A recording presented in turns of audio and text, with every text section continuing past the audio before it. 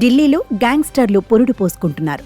ఇన్నాళ్లు సైలెంట్గా ఉన్న రౌడీలు రెచ్చిపోతున్నారా అంటే అవును అనే సమాధానం వినిపిస్తుంది. గత వారం 10 రోజులుగా బడా వ్యాపారులని టార్గెట్ చేశారు.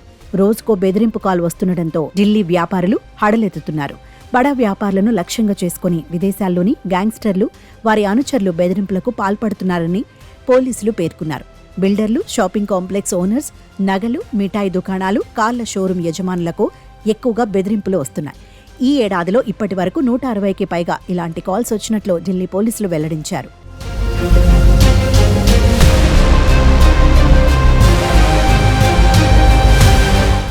కొందరు వ్యాపారుల కార్యాలయాలు, ఇళ్లపైన దుండగులు కాల్పులకు పాల్పడుతుండటంతో వారు నిద్రలేని రాత్రులు గడుపుతున్నారని పోలీసులు తెలిపారు.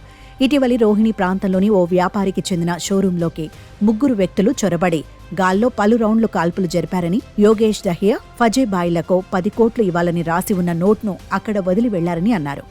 మరోవైపు నంగ్లోలోని జిమ్ యజమాని నుంచి 7 కోట్లు డిమాండ్ చేశారు. అంతర్జాతీయ నెంబర్ నుంచి కాల్ చేసి తాము లారెన్స్ బిష్నోయ్ సహచరుడు గ్యాంగ్స్టర్ దీపక్ బాక్సర్ అనుచరులమని బెదిరించినట్లు పోలీసులు తెలిపారు.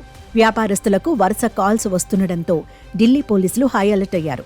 బెదిరింపులకు పాల్పడే వారిని పట్టుకునేందుకు ప్రత్యేక సెల్, క్రైమ్ బ్రాంచ్లు, ప్రత్యేక బృందాలను ఏర్పాటు చేసినట్లు తెలిపారు. గత కొంతకాలంగా దేశ రాజధానిలోని వ్యాపారులను బెదిరిస్తూ హత్యలకు పాల్పడుతున్న 11 ముఠాలను గుర్తించామని పేర్కొన్నారు. వీటిలో లారెన్స్ బిష్నోయ్, గోల్డీ బ్రార్, హిమాన్షు బౌ, కపిల్ సాంగ్వాన్ అలియాస్ నందు, జితేందర్ గోగి, సంపత్ నెహ్రా, హషీం బాబా, సునీల్ టిల్లు, కౌశల్ చౌదరి, నీరజ్ ఫరీద్పురియా వంటి గ్యాంగులు ఉన్నాయని తెలిపారు.